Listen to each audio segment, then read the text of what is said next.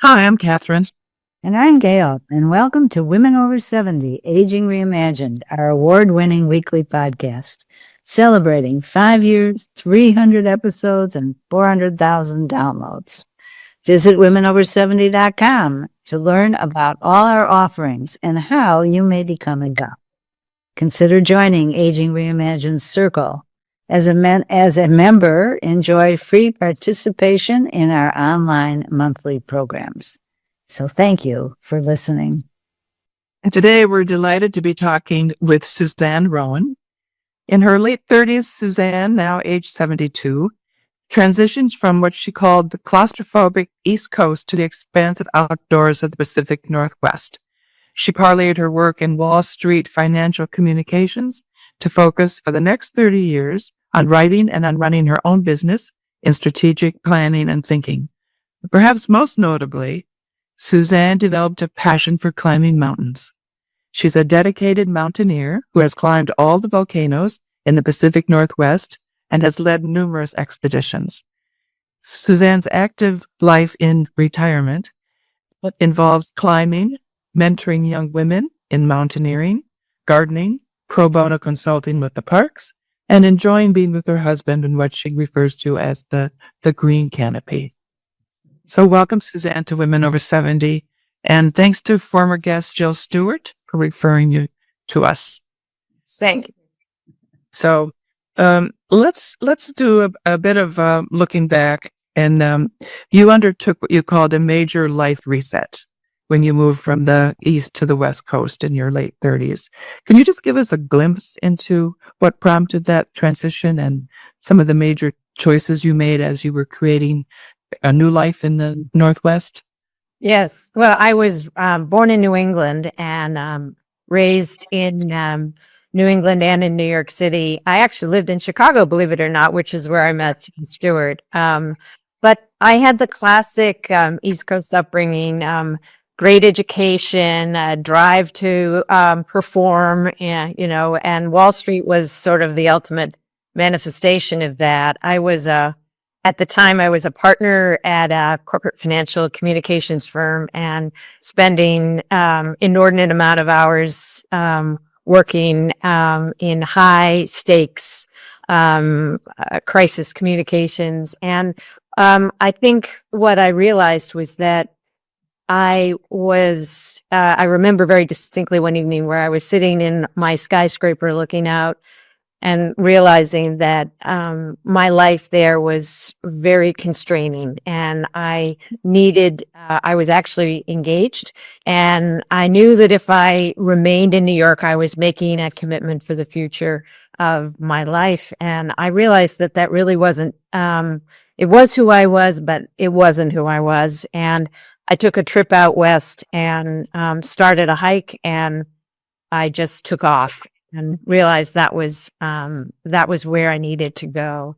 So I moved to Vancouver, BC, spent 5 years there, and then down to Seattle. And my life with the mountains has been continuous since then in various roles. And there's a lot of crossover in mountaineering and high stakes communications in New York City, in that it's a very intensive, focused endeavor. It requires you to be very much in touch with yourself, taking care of yourself in the broad elements of the outdoors, working with teams and establishing leadership on climbing expeditions. And so there was about 20 years of that time was pretty intensive peak bagging, as we call it, where there were a number of peaks, goals that I had.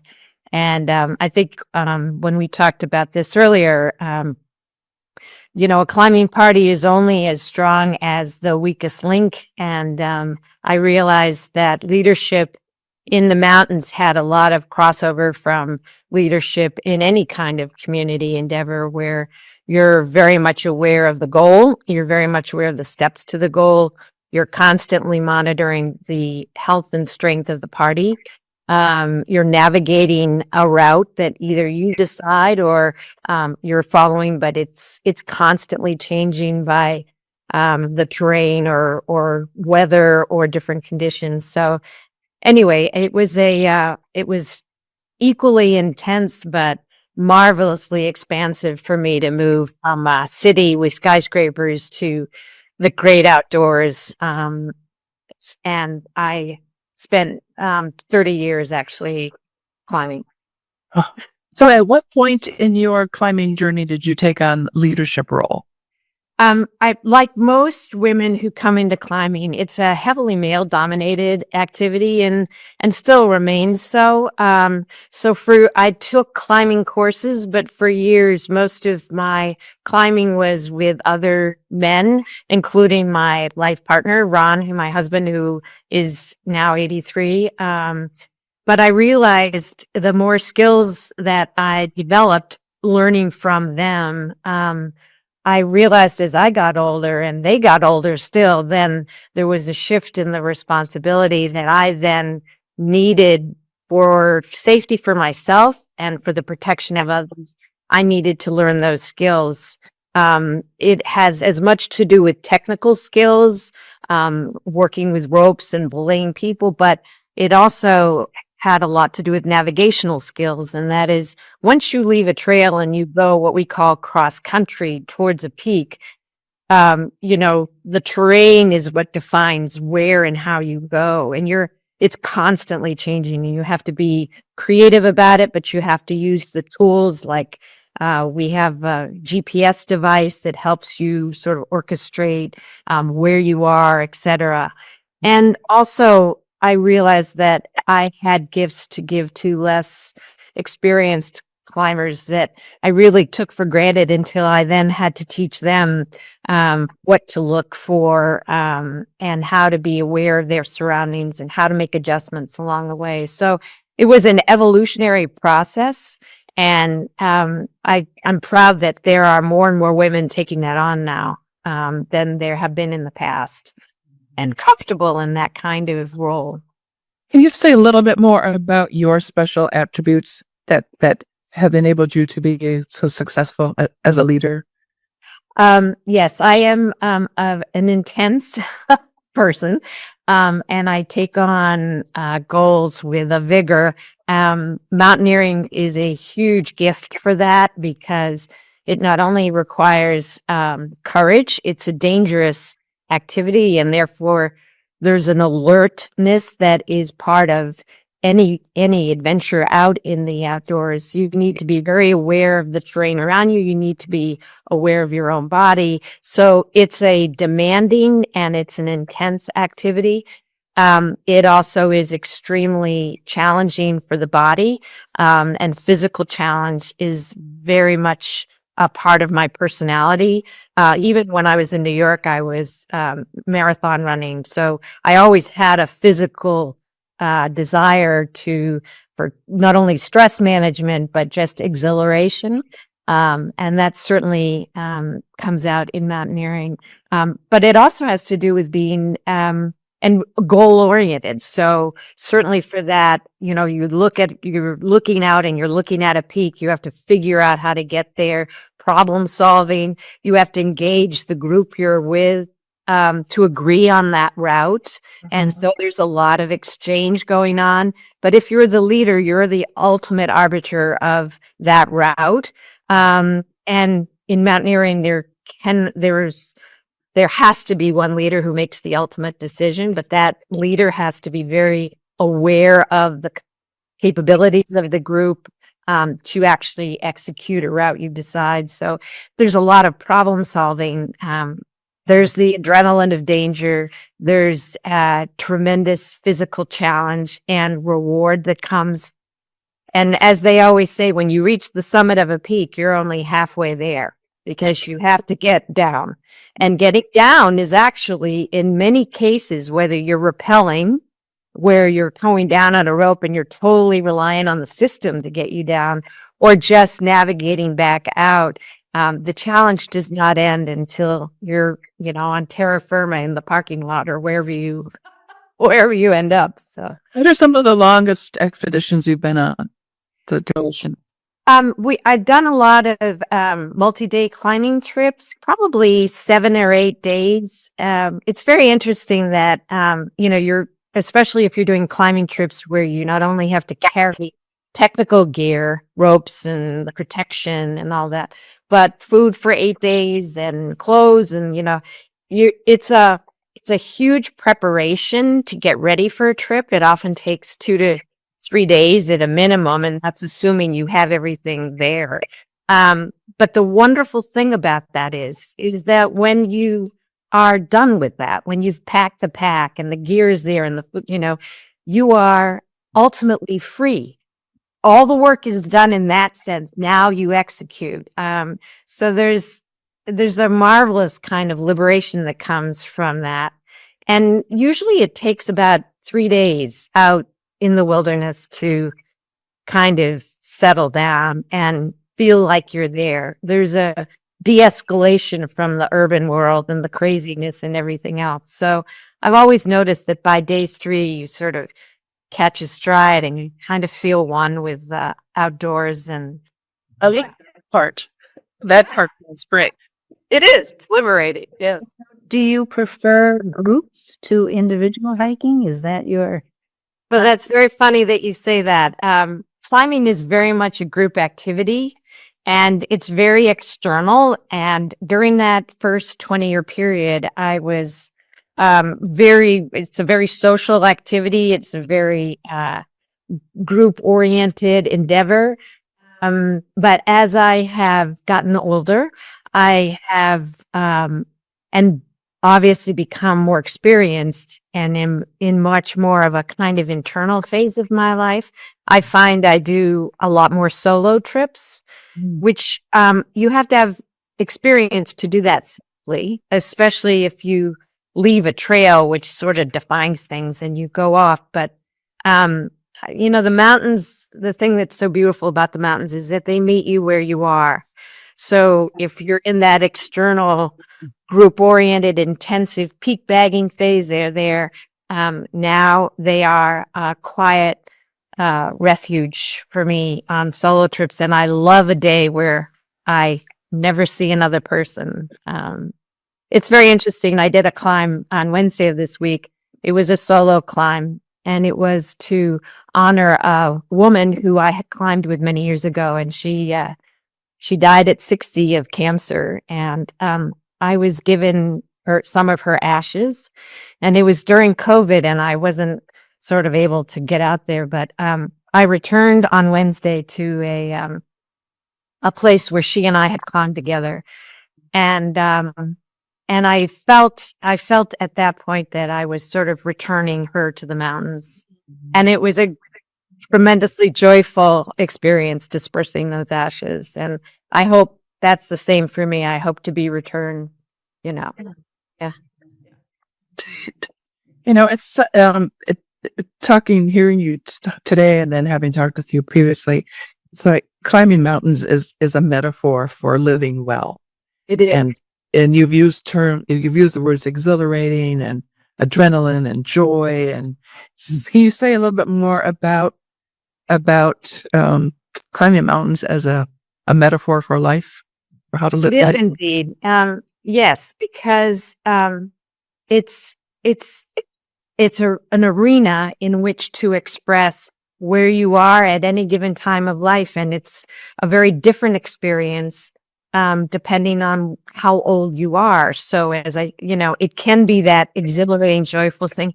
It can be that meditative, solitary thing. And so the fact that the mountains kind of meet you where you are is, and it's a stage in which to express that is what is so beautiful and so evergreen about climbing. And just also the metaphor of pacing yourself, of realizing that whether it's that intensive activity or that solitude, you have to be very aware of your body and how it's performing and what it needs. You have to be aware of your mind. And I think the greatest sort of Buddhist component of the metaphor of life is you have to be present. The terrain is changing, the hazards are changing, the opportunities are changing, and the wildlife changes. You go into different stages. The higher you go, the canopy changes, and it engages your focus in a way that sort of rips away what you've left behind. And I think about it a lot in right now at this time of life, not just for how old I am, but just the way the world is right now. It's extremely distressing in many, many ways, and hopefully we'll come through this. But I find that when I leave that urban environment and go into this, natural setting, which is oblivious to the shenanigans of what I've left behind, and the cycles of nature are always renewing, and they're just they're going through their cycles independent of humans. And so we could damage it dramatically, but at that time and at that moment, I think the mountains tell us that there are cycles of life and cycles of nature. And two things. One is, so I think of mountain climbing as climbing up to get to a peak. You mentioned something about the canopy and how it seems like during a climb, you have the opportunity to spread out on different levels and view what the environment is all about. That's right. Is that That's right. The forest floor tends to be deciduous trees that lose their leaves. And it's quite in the Pacific Northwest because of our rain. It's quite fertile with ferns, and, it's just very, some people would call it thickets, bushwhacking through thickets. But as you get higher, you get into more perennials, more the firs. And then as you get higher yet, you get into the rock and ice that the Cascades are known for. And it's completely open tundra-like. So just climbing up in that sequence, you're moving through different ecosystems, and you're aware of how the earth changes according to your elevation. What is marvelous, though, about the Cascades is most of the time the peaks are above tree line. So eventually you hit this summit block, which is usually rock or ice.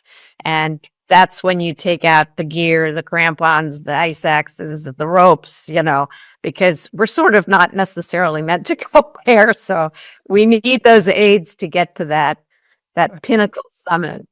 right? And the other question is, how do you prepare yourself for a climb? I mean, how do you keep yourself in shape to be able to manage climbing the way that you do? Yes, it's a way of life. I do several things, and actually now I continue to do them. I take functional training classes, which are very much involved in core strengthening of the body. When you carry heavy packs, you need that. I climb in a climbing gym. It's called Vertical World. It's one of the oldest ones here. So it's an indoor climbing gym where you can lead and also follow, but it keeps you comfortable in the vertical environment, so that when in the Pacific Northwest, we really only have about 4 months of dry sun that you can get out there. So if you can stay in the vertical environment all year round, then when you get on a peak, you're not shocked to be sort of hanging out there in the middle of nowhere. And I trail run. I love to trail run, and we have some great parks. So I would say I take a day off a week, but other than that, I'm pretty much doing something to keep my body strong. And the other part is mentally and spiritually. I really, having a toughness when you get out there, whether you're on your own or with a group, takes some quiet time and with yourself. And certainly in preparing for a trip, that's a time that I kind of go over the climb in my mind and think about the possible hazards or decision makings. And so that when I'm there, I'm kind of I've already gone through that and I know what to do. Bit of a rehearsal in your. Yeah. Interesting. Tell us, so you sort of have talked about climbing somewhat in the past tense, and you are continuing to do the um, shorter climb, or not shorter, but shorter duration climbs. That sounds like you're doing more solo than group. Yeah. Is that so? Where are you focusing where else are you focusing your time and energy? Other than mountaineering. Mm-hmm. So there are a couple of things. There are some gifts and rewards I have from just having invested this much time in mountaineering. So I am a mentor of younger women. Most of them are informal. I'm not connected. Well, I am connected with an organization out here called the Mountaineers, but a lot of it is just kind of by word of mouth. But I love encouraging younger women to develop the self-confidence to climb. I often go out with them, or I just talk to them about a upcoming trip. There are a couple women I think of now that they just sort of check in with me to kind of work with that. I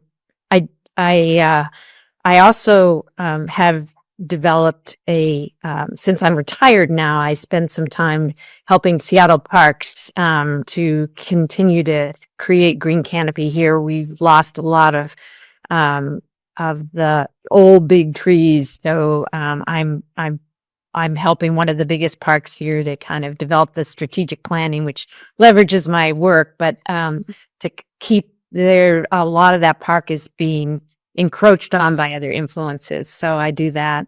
I try to find activities that keep me outdoors, because being out in nature is what I love. So I just actually finished designing and developing a great border hedge in my backyard, and creating a garden, and just creating some beauty and natural beauty around the house is also what I enjoy doing. And and the last thing is I was a writer for my business, and prior to that, though, I got a degree in creative writing, and I am kind of moving back into that kind of writing. I am not interested in doing a memoir, but I am interested in returning to the kind of writing that I love, and I'm sure that nature in the mountains will have something to do with that. Is this fiction? Yeah. Creative writing fiction? Yeah. That's wonderful. Yeah. But so that's anything else that you see? How do you think about your own aging? If you think about that. Well, a friend of mine said, and I think it's very true, that the trick with when your life has been so physically dominated, the trick is making adjustments so that you can keep doing it. And my ongoing spiritual and emotional and physical health depend on my continuing to be outside and in the mountains. So but part of that is also accepting, especially if I do more solo trips, that maybe the technical part is not going to be as strong, and the solo trips are, which I just love. They are just adjusting so that I can maintain that vitality and knowing when to adjust down if I need to. So far, I've been doing okay, but I'm sure that may change.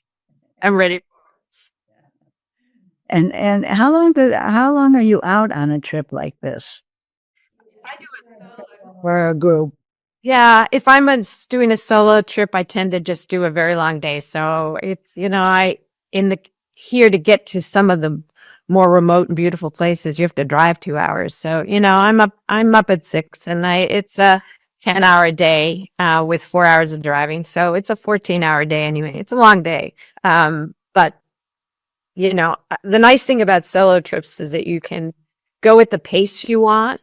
You can stop when you want. You're not beholden on group dynamics. You can really, enjoy. If you want to stop and look at this marvelous ground squirrel, you can do that. That kind of thing. Yeah. Yes. Yeah. That's great. Yeah. I believe that nature kind of keeps us sane, and that's not a element that you can never outgrow or be unable to share. So do you ever look back and say, what would life have been if I had not done this? Wow. It was a frantic, crazy Wall Street life in New York, and I I'm so glad I left when I did. I'm glad I was there when I was. And I feel my life is so much richer for having discovered this amazing landscape and mountains. And even this, when I was out on Wednesday, it was a open peak, and I looked across at a lot of the mountain ranges of the Cascades, and I've climbed all the peaks that I was looking at and identifying the peaks. There's something very rewarding about that. Very rewarding. I've known them, not in a sad way, in a sort of celebratory way. Yeah. I mentored a young woman for business, and so she and her husband decided just shortly after they were married that they were going to move to the Pacific Northwest out of the Chicago area. Yeah. They really just did not want, just like you said, did not want to stay here, wanted to be in nature, wanted to enjoy the whole beauty of the area. And they've made quite a life for themselves there. It's really, The Pacific Northwest is a very unique place. yeah. Unfortunately, it's been encroached. I'm sure you hear about dwindling glaciers. Glaciers I've been on, there are technical routes I used to do that are no longer available because the glaciers have receded. So the standard routes have now had to be rerouted. So it's there. It's under attack for sure, but it remains one of the most exquisitely beautiful areas of our country. Very fertile, very beautiful. It's got everything. Yeah. I give you a lot of credit for doing this.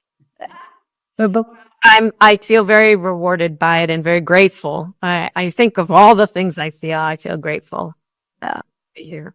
that's terrific. Well, thank you, Suzanne, so much. This was helpful. It was such a personal story. That's exactly what we want to hear. And you're just so eloquent about what this means to you. And really appreciate you sharing that with us listeners. If anyone ever wants to consider it, please send them my way. I think anyone who can find this in their own habitat, wherever that is, the South, the East, there are places that are available.